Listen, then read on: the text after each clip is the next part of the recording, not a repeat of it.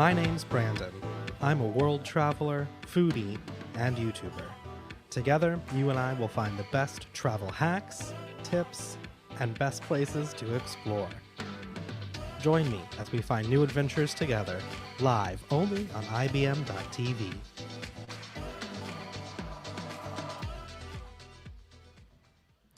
Hello and welcome everyone to the show. This is Best of Travel.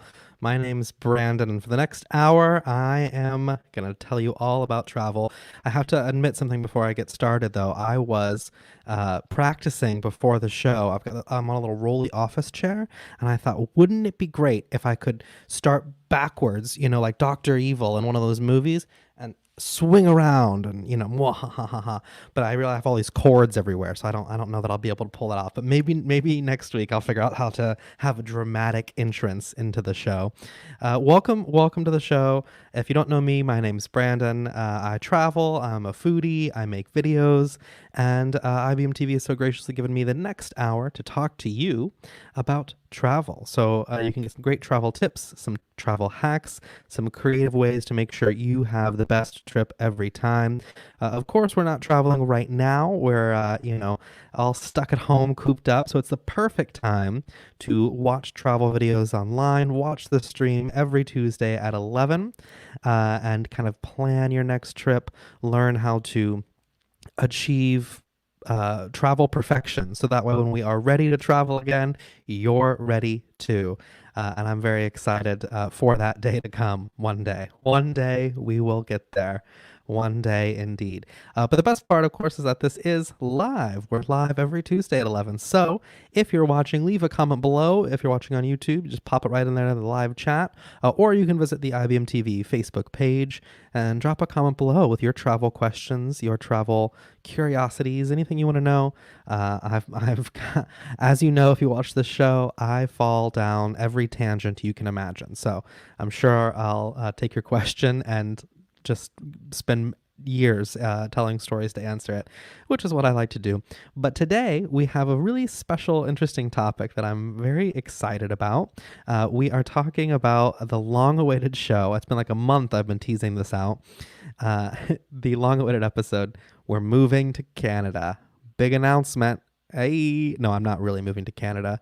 But we are finally, after the last month of me playing with the idea, we're going to talk about immigration. We're going to talk about how to immigrate to another country. So I'm doing this as a bit of a tip of the hat to Bill. Bill, if you're watching, little tip of the hat to you. Everybody, every 4 years, every election cycle starts to say, boy, if so-and-so wins, I'm leaving the country. I'm moving to Canada. Boy, if this happens, I'm moving to Canada. We hear that every 4 years, it seems, a group of people. Well, boy, if this party or that party takes office, I'm leaving the country. So I've got the answers for you. We're going to do it. We're going to actually figure out how to do it today. And it's going to be I'm very excited. I picked, originally when I was planning this episode, I picked 5 countries. I picked a couple countries that I do have visas for, and I do have a work permit in, not a permanent resident, but a work permit in. And I picked a couple countries that I didn't, and I started going through the process of, well, how, what's the visa process and how do I lay it out? And a lot of them were very tough. A lot of them were very, very hard to get through. So I thought, well, Canada, let's do that. They're fairly easy as far as the immigration process is compared to some other countries. And that's kind of the tongue-in-cheek reference, right? As everybody says, I'm moving to Canada. So let's do it. We're moving to Canada today. We're going. Now, first things first, if you're interested in immigrating to another country, if the election doesn't go the way you want and you're ready to flee, well, you're already too late. You're going to need a visa. And this is something that takes a lot of planning and a lot of prep work. So you're already too late. If you're waiting for election day to flee the country, too late. You're too late. You needed to start this process months ago. So let's look at visas in Canada. Let's talk a little bit about the kind of visas they offer. We can get a number of different visas, right, to go to a country. And Americans aren't used to having to get visas for a lot of countries because our passport has been so powerful. It's not anymore, so we're going to have to get used to this process. But we're going to need a visa. So we're going to get, maybe say, let's call the visitor's visa. Let's get that one. That's a visitor's visa. It lets us stay in Canada for 6 months. Perfect. 6 months, great. That's enough time for me to go visit, see if I like the weather, see if I like the maple syrup, and decide whether or not I would want to move to Canada. So here's what you're going to start with. First, you got to get your fingerprints done. Inky blot fingerprints. Got to get those done. That's going to be a first step for a lot of visas to get those old fingerprints done, because a lot of countries are going to require some sort of background check, some sort of make sure you're not a crazy person, and also to put you into the system to ID you, so that way if you do break the rules of the visa, they can capture you. So depending on the visa you're going to get and the country you're going to go to, you can get this done in different places.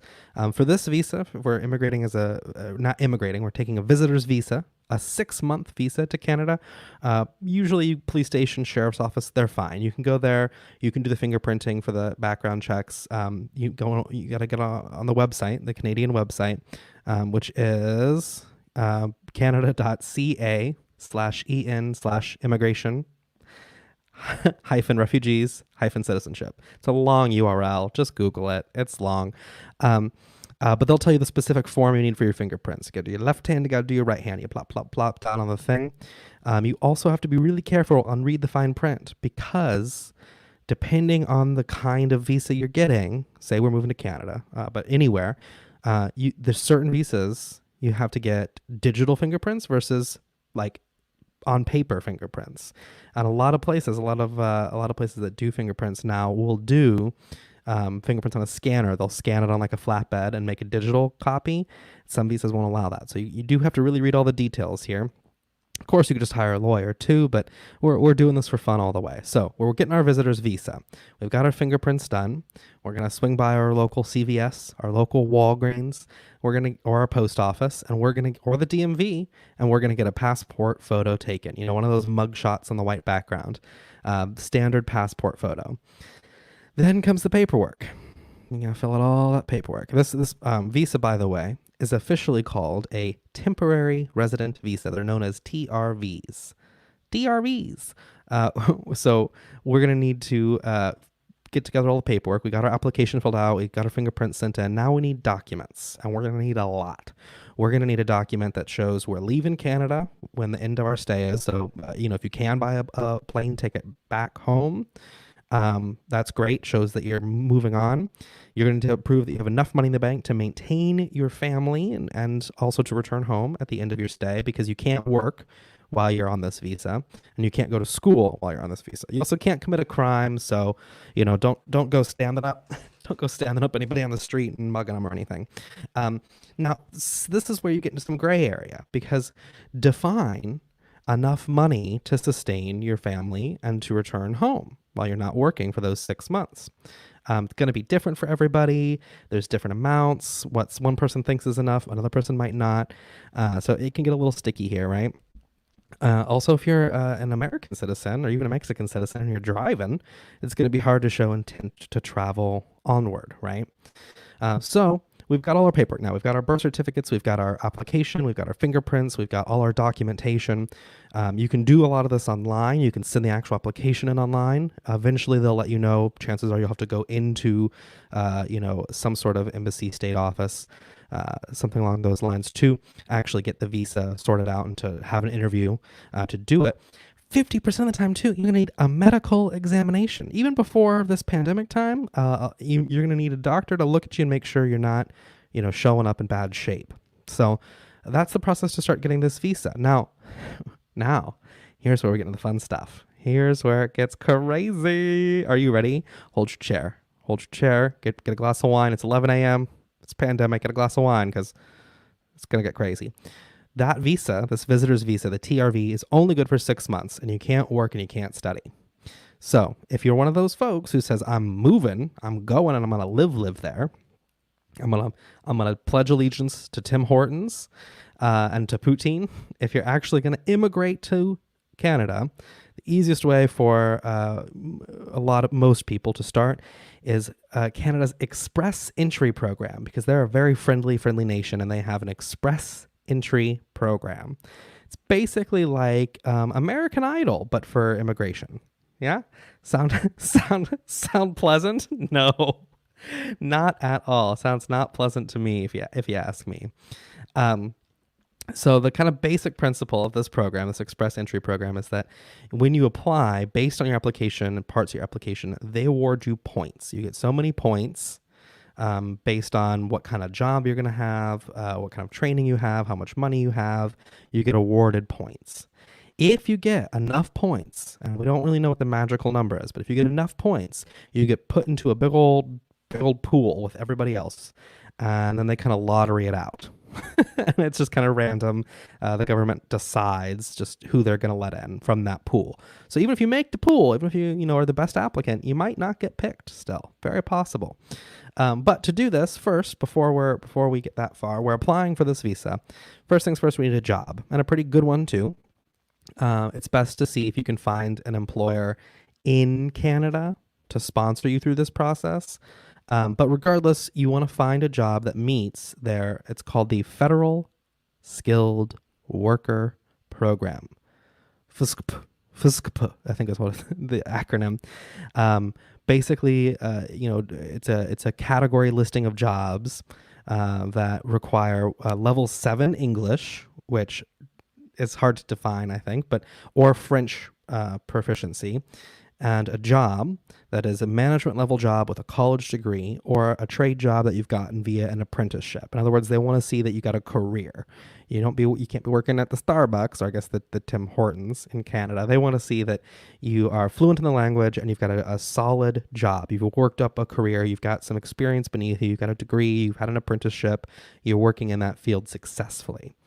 Now, side note, here's another tangent. See, this is why I told you it's going to be an episode.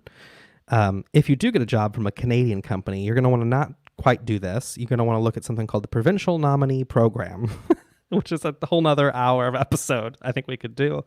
And if you're feeling overwhelmed, if you're thinking, oh, I just thought you kind of moved to Canada, just know that Canada's immigration process is actually fairly straightforward. It's fairly easy to follow. Immigrating to the United States, on the other hand, is not easy to follow, and there are stories of it taking upwards of 20 years for people to actually successfly immigrate. So it's a fairly easy country. So if you're feeling overwhelmed, spaghetti-o.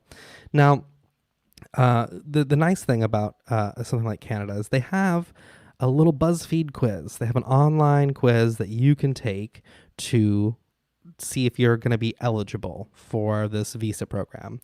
And the quiz is, I haven't taken it. I haven't even looked at it. I thought, what better way to spend an hour with you than to show you how awful it is and how mind-numbing it can be sometimes to go through this process. So you and I, we're going to do it together. We're going to do it right here on the air. This is the quiz. This is the location of the quiz. So we're going to click check our eligibility, and we're going to see what happens.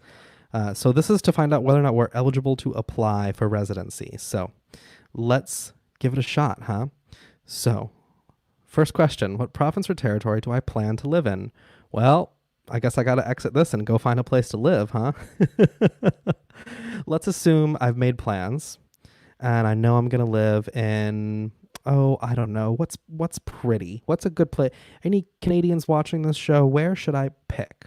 Where should I go? I think I'm going to go Alberta. Let's do Alberta. Easy place. Let's pick that. Now, I need to submit my language test results for all programs under Express Entry, even if English or French is my first language. Which language test did I take for my first official language? See, you see what I'm saying? We were 2 questions in. We've already had to stop and go back to the drawing board. We've had to stop to figure out exactly where we're going to live or where we think we're going to live.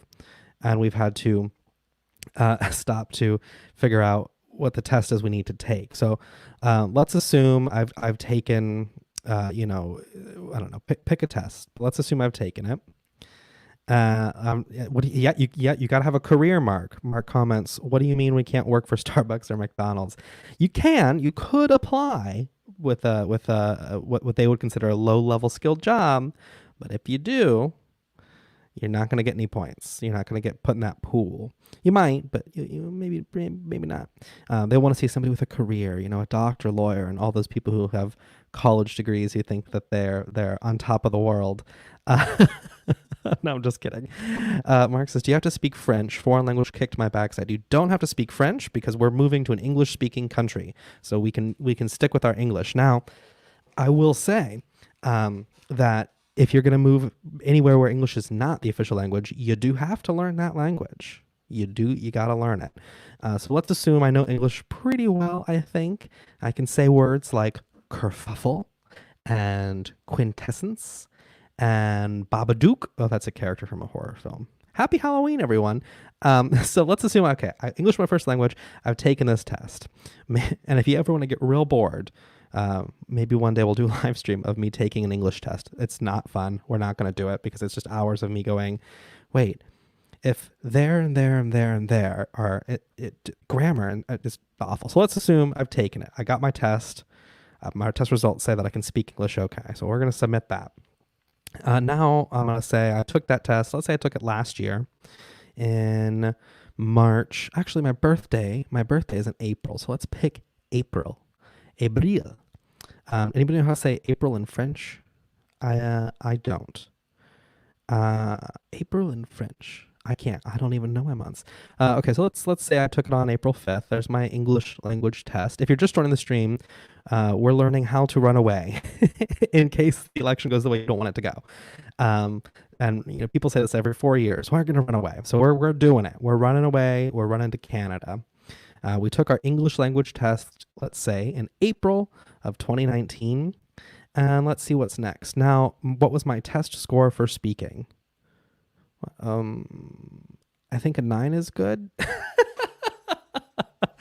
What do you think, commenters, people watching? Leave a comment. What do you think my, assuming 3 is the lowest and 9 is the highest, what is my English speaking ability? I do have a certificate from Harvard for public speaking. I took the online course in March when I was real bored at home. So we're going to say it's pretty high, right? I think I can speak okay. I mean, the folks here at IBMTV let me come do this for an hour. Maybe I can't. Maybe I'm speaking a different language. So let's say it's an 8. Ankit says, "Hi, Ankit. I think this is your first comment on the public stream. The weather in Canada from east to west. What's the best city to live in Canada? Well, it depends on what you're looking for. I mean, you got your big cities. You got your Toronto. You got your big city areas if you're interested in skiing and things like that. I think weather-wise, always a safe bet is to go in Canada. Most of the major places to live are southern Canada. So weather's not too crazy different from the northern United States in that area. So if you kind of follow that pattern, you won't be too far off. A little colder, a little grayer, a little rainier. I love Banff National Park. If you've never been, it's beautiful. So now my test score for listening to English. Well, I'm a pretty bad listener. I'm pretty bad. Mark says, can I spell Carmageddon? Well, you just wrote it out there, Mark. I think I can spell supercalifragilisticexpialidocious. I could say, okay, I can spell that. It's supercalifragilisticexpialidocious. Don't know why I know that, but I do. So let's say I'm not as good. I 7.5 for listening, not listening well. Reading, I'm pretty good at reading. I like to read. I read a lot in school. I don't read as much now as I'd like, so let's give me an 8. Let's give me an 8 there. My test score for writing. Oh, how's my grammar? Oh no. How's my grammar? Well, I took AP English in high school to test out of it in college, and I didn't get a perfect score. Still bitter about that, if you're watching, Mr. Wazowski. Not that it's your fault. I failed the test. I didn't fail. I just didn't get a perfect score. So let's say, same thing. We're looking at a scale of 3 to 9. Let's say my writing's only a 7. It's not great. It's not great writing. Next page. Now, do I have any other language results? No, let's say I just took the one test. I didn't take another one. So we're going to put none. And the next question says, in the last 3 years, how many years of skilled work experience do I have in Canada? It must have been full-time or an equal amount in part-time. Well, I'm not sure I understand the question. an equal amount in part-time, meaning you worked enough part-time hours that it might as well have been full-time. Well, let's look and see what the skill. Oh, I'm not signed in. Uh-oh. Well, we can't look and see what skilled work experience is because we have to sign in. So I guess we'll just have to assume that hosting a live stream for IBM TV does not count as skilled work experience. But I've worked at management levels in some companies. So let's say I have about a year, right? I've been working at my job as a manager, skilled manager, about a year. That sounds good. Mark says, you might need to know how to approach a Mountie, just like we need to know how to approach a regular U.S. police officer. I think I would feel, I don't want this show to become political, but I will say, I think I would feel way safer with a rabid Mountie horse, a horse Mountie on a horse, and the Mountie fell off and the horse is now rabid and chasing people around. I'd feel probably safer with that than with U.S. police forces most of the time. But we won't make the show political. It's too late. I ruined it. I ruined the show. So I had less than 1 year of skilled work experience. And during this period, which national occupation classification do I have the most experience in? Professional occupations, these are my options. Professional occupations, technical occupations, and skilled trades or managerial occupations. Now, we need to look at the definition of this, right? But we're making this up. I'm an imaginary person applying for citizenship. So not even citizenship, just to get in, just to be a resident and work there. So let's say I worked as a manager at the office, the Cubicle Office Incorporated. So I'm a manager there. So I'm going to select skill type 0, managerial occupations. We're opening an office in Canada, a cubicle office in Canada. We don't make cubicles, and we don't work in cubicles. We pressure wash cubicles. That's what my imaginary. I'm the manager of Pressure Washing Cubicle Corporation. Thank you, Mark. Mark says, as an IBM producer and host, I have a technical skill and a professional skill set. Thank you. That's very nice of you to say. Okay. Now, I feel like, didn't we answer this? Do you see what I'm saying? Y'all see how I'm not going crazy, right? I'm not going crazy. This is impossible. You know what I mean? I feel like I'm answering questions twice. I'm complaining a lot. I should just get back to it. I should just get back to the quiz. Okay, stop complaining, Branden. You're running away. In the last 10 years, how many years of skilled work experience do I have? It must have been continuous, paid, full-time, and only in one occupation. Well, due to the pandemic, but let's say me as Branden working for the Cubicle Pressure Washing Corporation of America and Canada, I've been there for 2 years. So we're going to select 2 to 3. Now, the next question, this is a novel. Look at this question. In the last 5 years, do I have at least 2 years of experience in one of these types of jobs? Industrial, electrical, construction, maintenance, equipment operation, supervisors and technical jobs, agriculture, processing, manufacturing, utility supervisors, control operators. No, I was just the manager of the pressure washers of cubicles. So I'm going to say none. Wouldn't this be terrible if I'm not eligible at the end of this? What a letdown this whole episode would be. If we both find out at the same time that I'm not eligible to run away to Canada. How much money in Canadian dollars will I bring to Canada? I'm confused. As in my bank or like in cash in my glove box? Because that's not good, right? You don't bring a bunch of cash in your glove box. The government of Canada does not give financial support to new immigrants. You must prove you have enough money that is not bound by debts. See a table in which shows you how much money you will need to immigrate to Canada.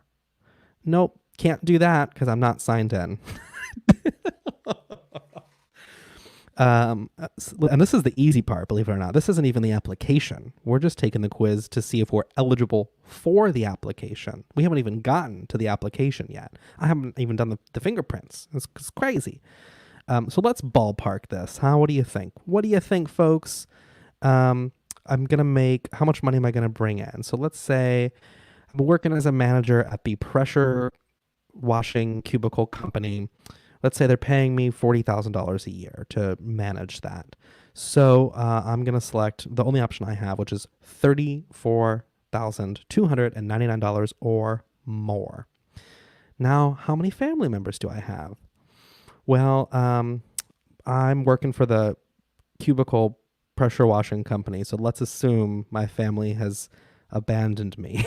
So let's just say it's just me. It's just the one. Just little old me and my pressure washing company. I just think that's a great idea for a company. You would make no money, you would have no customers, and no one would understand what you do if you said you were the manager of a cubicle pressure washing company. Huh? Isn't that great? For made up companies, I do well. Do I have a valid job offer in Canada? Meaning a full-time job, continuous for at least 1 year, not by an embassy, consulate, or high commission, or anybody on the naughty list. Who's on the naughty list? Oh man, I can't even tell. I can't even look at the naughty list. All right, so let's assume I'm working for this company. They're opening an office in Canada. Good to go. We've got lots of cubicles to pressure wash, so we're gonna say yes. Now, what is my date of birth? Well, we're gonna fictional me, because I'm not about to get, listen, y'all gonna get this information. You'll be hacking into my bank accounts. you be my identity theft. So we're gonna make this up. But let's say I'm actually 26 years old. I'll tell you that. But let's say I was born in 2000, so I'm 20. And I want to go to Canada to drink because let's say, gosh, what a terrible time it would be to be a teenager right now with the pandemic. So, all right. So let's say I was born in February 15th of 2000. What is the highest level of education for which I have earned a Canadian degree, diploma, certificate? Oh my gosh, I'm just bored to tears. The highest level of education, I did not go to school to become a pressure washer of cubicles. You think I went to college for that? No. Have I studied in Canada? No. Do I have at least 2 years of full-time work experience in Canada? No, I haven't. We're about to go to Canada. I have a relative in Canada who is 18 years or older. I don't. So none of the above. Perfect. Next. My marital status. Oh gosh, I have some good options. What do you guys think? If you were married to a guy whose life work was pressure washing cubicles, a job which, to be clear, doesn't exist as far as I know or need done, doesn't sound glamorous. Let's say I wasn't married, but I had a common law marriage. I couldn't take time away from my pressure washing of cubicles to actually have a wedding. So let's say that common law. Is that person, my spouse or partner, coming to Canada with me? I don't know. Honey, you coming to Canada? Oh, I forgot. I'm single and alone. So let's say no, she's not coming to Canada. My spouse or partner is not coming to Canada. Now, let's see. Is my spouse or partner a citizen or a permanent resident of Canada? No, they're also not. Oh, Kim says she got her Explore gear today. I should have worn my t-shirt. If you want some, if you're watching the stream, Kim can show it off for you, maybe on podcast or Thursday. You can head to thebrandonscott.com and grab some gear, some fancy gear. Mark says, why are you taking this? Can't we just get Sasha to be our host? I know, Sasha. Maybe do you think I should propose to him? If we got married, I could get into Canada. You think Sasha would marry me? I don't think so. I don't think so. Maybe his company can sponsor me, huh? See, Jimmy says, look, this is educational, but it takes so long. And Jimmy, you are right. I want to point out we're a half hour in and I haven't even gotten the application. I'm still taking the quiz to see if I'm eligible to apply. And this is after I got my fingerprints done, my passport photo done. Okay, so has my spouse or partner taken an English test? Well, we said they're not coming to Canada, right? So we didn't make them take a test. Great. Look at this. Based on my answers, I am not eligible for express entry. Womp, womp, womp.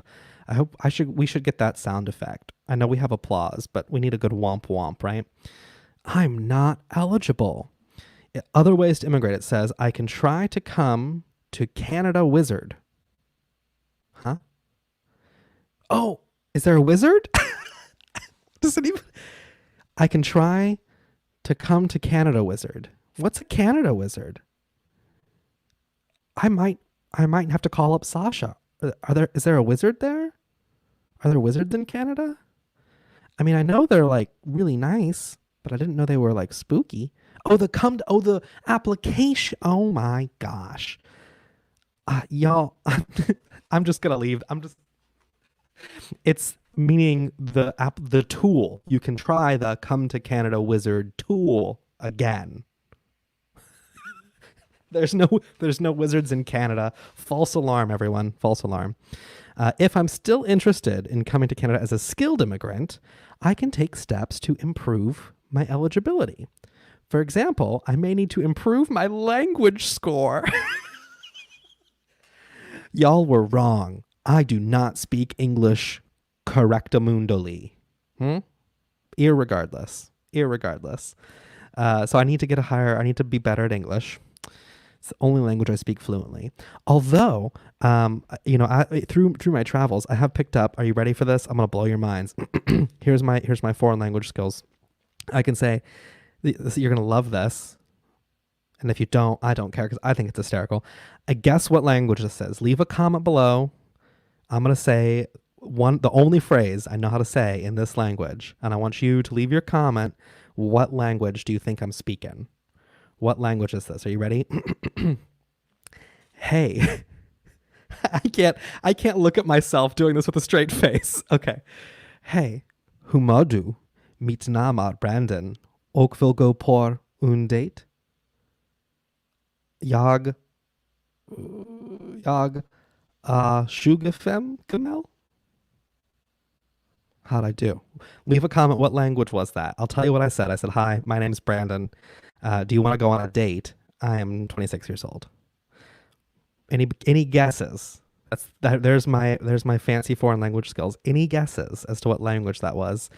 Leave a comment below. I'm real curious if y'all will be able to tell because I don't speak the language. My accent is terrible, and every time I speak the language to my friends from this country, it's a good laugh. It's like a party trick. They are rolling in the aisles at how bad it is. So we've learned now, leave a comment for this language, but we've learned now that I need to get a better language score.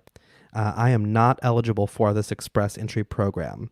I could also go through what we talked about earlier in the show, the provincial nominee program, where if I get a job from a company in Canada, not a job for a company that's moving to Canada, right? So a bummer summer. We didn't make the cut, huh? I think I'm pretty smart and pretty good at Englishes. Huh? Well, all right. So there you go. We didn't make the cut. Now, when we come back from the break, we're going to take a quick break here. When we come back, we're going to kind of buzz through and talk about if I were to make the cut, if I were to be good enough at speaking my Englishes, that I would make the cut, what the process would look like, what it would be like, kind of what that process is. So don't go anywhere. Right after the break, you're watching Best of Travel live here on IBMTV.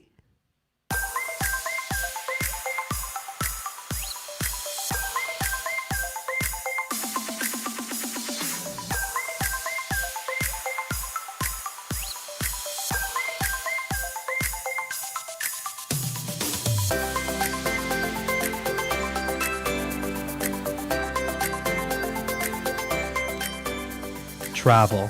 It doesn't have to be complicated, and it doesn't have to be expensive. When you think of travel, it can be easy to get overwhelmed from pricey airline flights, dates of your hotel, navigating in Ubers and taxis in foreign languages, and currency exchange. It can feel really complicated, but it doesn't have to be. Let me help you break down travel into some easy, simple steps, so that way you can take the trip of a lifetime without breaking the bank or stressing yourself out. Travel is more complicated now than ever, so having a guide who's experienced to help you navigate the world of travel can be priceless. And it is priceless. It's free to watch here on IBM TV and free to subscribe to my YouTube channel, where I'll give you some great travel tips and advice. There's nothing quite like snapping that photo at sunset in Paris, trying great coffee in Colombia, or adventuring around Spain having a great sunny day. Even if you want to travel domestically, from budget travel guides in New Orleans, New York, Paris, and London, to luxury travel guides and everything in between. Travel can be so much fun and so much more affordable than you think.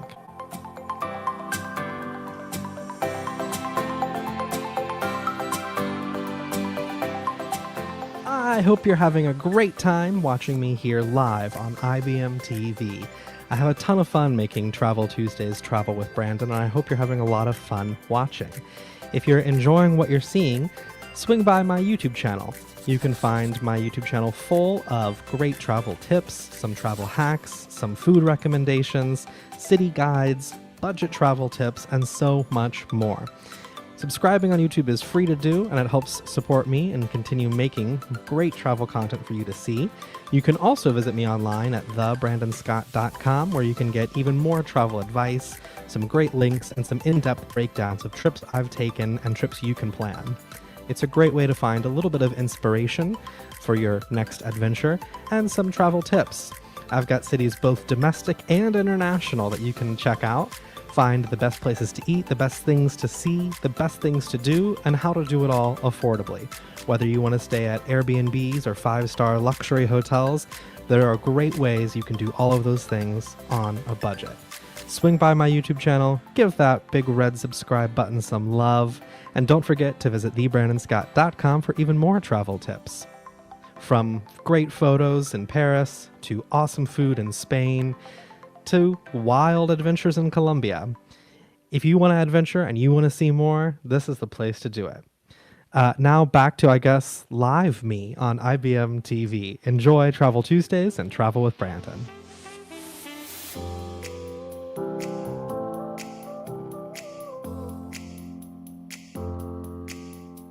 And I run away out of all this gray. I just went out. No, Dad, I know the quiz said I wasn't good enough at English, and now I can't get into Canada. Oh, I'm back. I'm live again. Oh, just kidding. Just calling my disappointed father that I'm not I'm not skilled or good enough to get into Canada. No, so we're talking about visas, immigration, and some ironic fun travel destinations here on Best of Travel. This is Travel Tuesday. My name's Branden. Welcome back to IBM TV. Every Tuesday at 11, we're here. So let's resume, shall we? We're talking about immigrating to Canada. So for those of you who say, boy, if the election doesn't go the way I want, I'm leaving. I'm running away. Well, we just spent like 40 minutes taking the eligibility quiz to see if we would even be eligible for the express entry program. And it turns out that my job as a pressure washer of cubicles, and my fictional wife who left me because of my job, we're not able to take advantage of this program. So let's now move on to some other options we might have. So we still have the option to get the short entry visa, the visitor's visa it's called, which will let me hang out in Canada for 6 months, TRV visa. But I can't work and I can't go to school while I'm there. I'm just vacationing for 6 months. So let's say I'm actually, I'm qualified. I lost my job as a pressure washer of cubicles, and now I'm working as a, I don't know, something fancy, and I'm ready to apply. I know I'm eligible. So we're gonna gather all of my stuff, all of my documents, all of my stuff that I need, because I'm gonna need a lot, because it's a lot to do. A fun tangent, when I got my visa for work and residency in Spain, it took 3 months, and I had 2 lawyers doing it. So it's a lot of effort. It can be crazy. It can be crazy. By the way, if you can guess what language it was that I was speaking in the first half of the show, my bad foreign language skills, I'll come up with a reward. But if you can guess, leave a comment below. I'd be curious to see if anybody can guess. So we're gathering our documents. We've got our passport. We took our language test. We went to our local community center. We'll do a lot of these kind of tests for people. We've taken our language test. We've gotten what's called the Educational Credential Assessment Report. Basically, we've documented that our job is good job and we're able to do it well and we're qualified for that job, we're going to keep that job for a while. We're not going anywhere. If we're working for a company in Canada, we've gotten our offer letter from that company, are documenting what the job will be and that we in fact do have that job. We also are going to want to get the police to certify that we have a clean criminal record. Now the question is, how do you get this, right? Because you can't just walk into the police station and ask someone to certify your record. Generally, you're going to need to send a letter to your county or to your local municipality, to their office. It's a whole process, right? You're going to send a letter to them. Chances are they're going to send a letter back saying, no, we don't fulfill this request. You have to go to the blah, blah, blah records library people. And it can be a lot of back and forth of things in the mail. So by this point in time, we've already paid for the test. We've paid for the fingerprints. We've paid for the English test, and now we paid for the documents to show we have a clean criminal record. Now we're going to take a trip to the doctor's office, and he's going to, poke and prod and take our blood pressure and make sure that we're good to go. And we're going to need him to fill out a document that says we're good to go. We're okay. We're not at risk of anything. And this is all pre-COVID times. This is what I'm saying. And Jimmy commented earlier how complicated this is. This is all pre-COVID times. Now we got a lot going on. Mark asked if it was Mandarin. It was not Mandarin. I'll give it one more time. Are you ready? Hey, humodu, Oakville go por un date? Huh?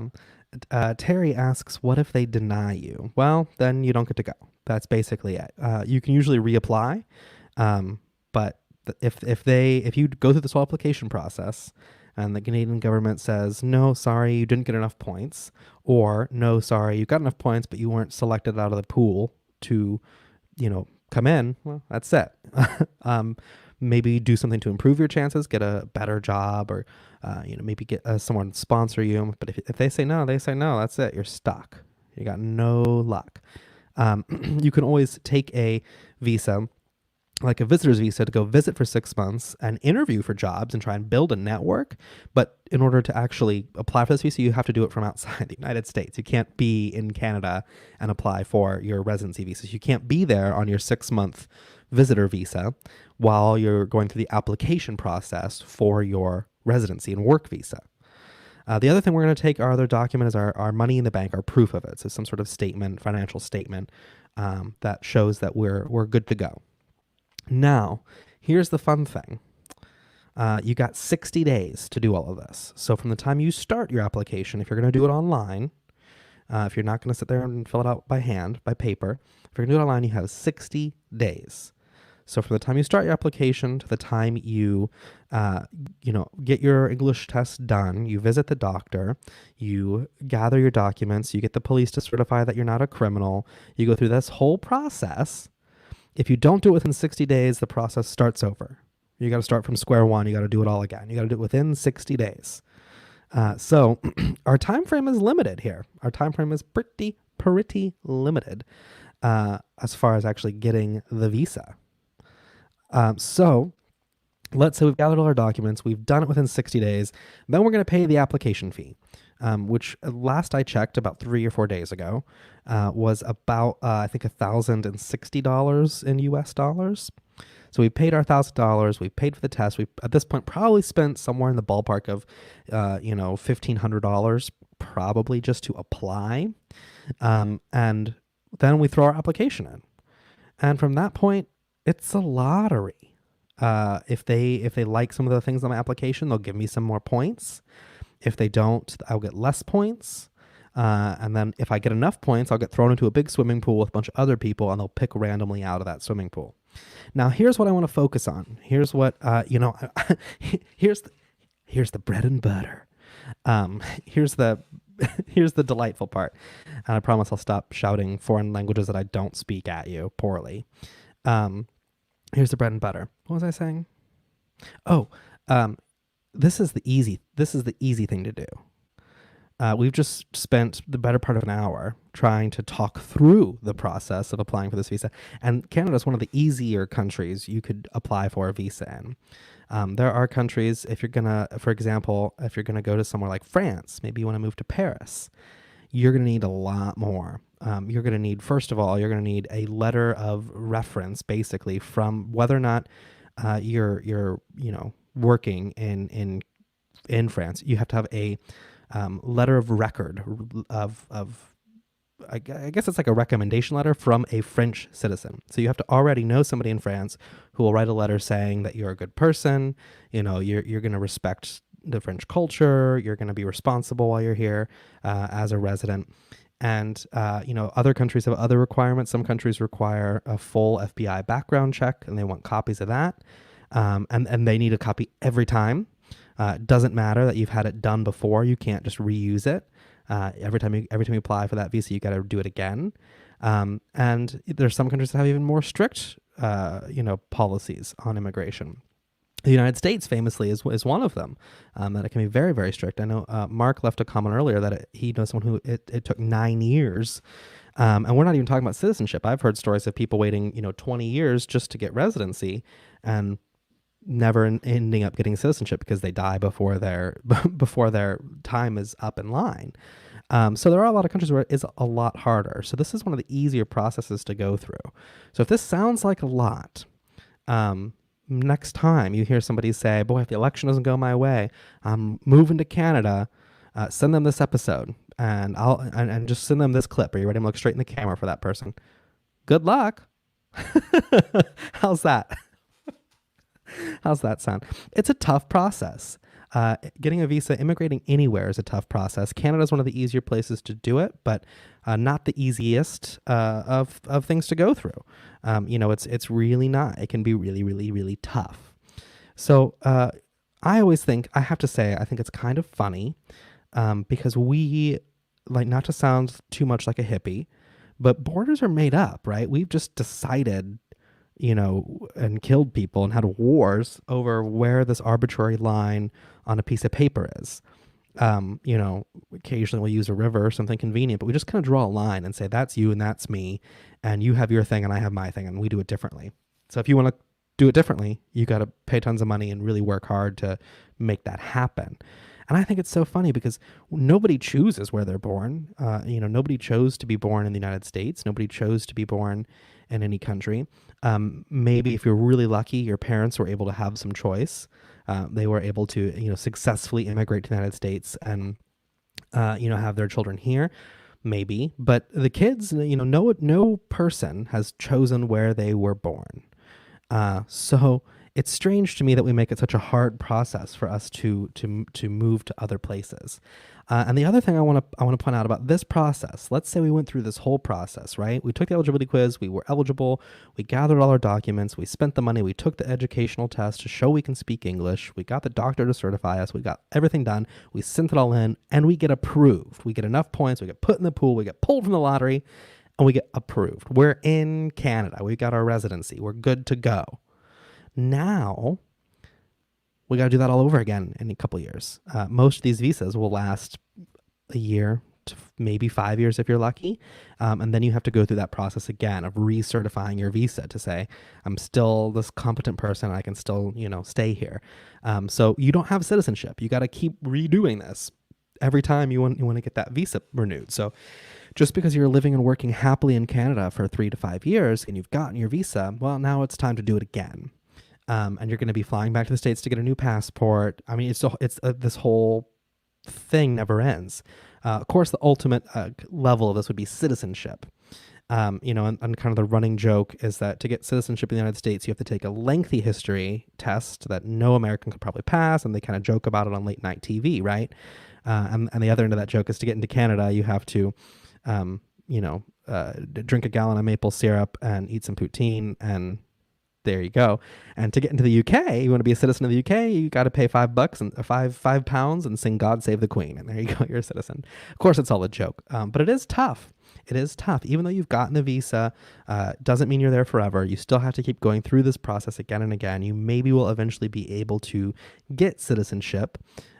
If you are lucky enough to be able to get citizenship, you still have to work out what you're going to do with your old citizenship. Some countries, Canada and the United States, for example, do allow dual citizenship. You can keep your citizenship in both countries. Some countries don't. And to renounce your United States citizenship, if you're in a country that doesn't allow dual citizenship, or for whatever reason you need to give up your U.S. citizenship, it's going to cost you another $2,500 probably, and it's going to be a few months of process. They want to make sure you have to take evaluations, you have to have interviews. They want you to be really sure you're going to do it, because once you do it, it's nearly impossible to get it back. So it's a hefty, lengthy process. So if there's my little tip of the hat for our election season this year, next time you hear someone say, I'm running away to Canada, this didn't go the way I wanted, you can let them know that actually that's a tough process and you're 6 months too late. You should have started this months and months ago. It is a lot. It is a lot to do.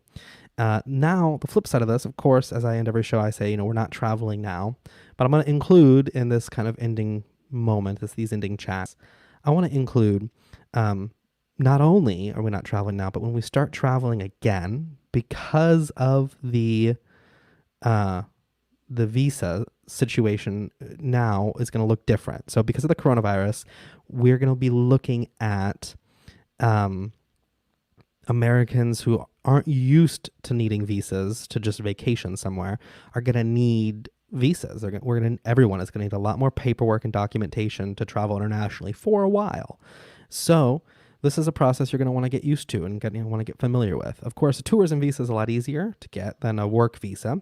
But this idea of, instead of just booking your flight and going, booking your flight, booking a return flight, going to an embassy, doing an interview, scheduling a health examination, those things may very well become the norm in international travel for the foreseeable future.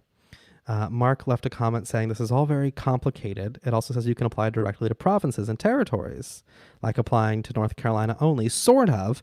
The province program is more so if a company or someone in that area wants to sponsor you, and you then would go through a different program. You would go through that provincial program. So if were immigrating to the United States, you still have to do that immigration process, but you're going to go through a different program if you have a job or a business in North Carolina that's going to support you, or if the state of North Carolina is going to vouch for you. Maybe you're a high value person, you're a famous basketball player, and even though the company's not based in North Carolina, whatever, that kind of thing. So it's all about these different programs.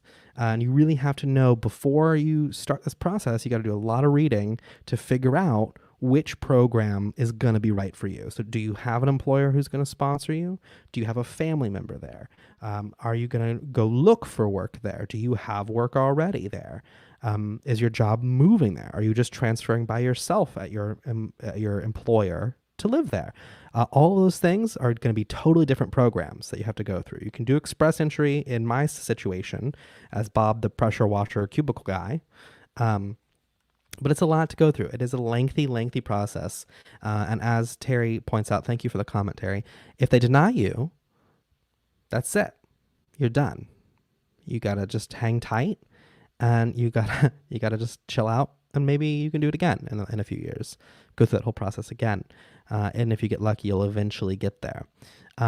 It is tough. It is really a strange thing to be so strict on, how we all exist together on this big old planet. I know, because we've set up these intricate societal structures of us versus them, and our government is different than how their government works, and those people are taking our jobs, and all the kind of hateful, spiteful rhetoric you might hear. It makes it very, very difficult to immigrate to another country. Whether or not it should be, I'll leave up to you, a matter of political opinion. But I hope you're prepared, because when this pandemic lifts, we're going to need visas just to do anything. We're going to expect to need a tourism visa just to take a 2-week vacation to a place, or at least some sort of medical checkup and documentation. It'll be maybe an easy visa to get, or a streamlined visa for some countries, but this is something we're going to want to really get used to.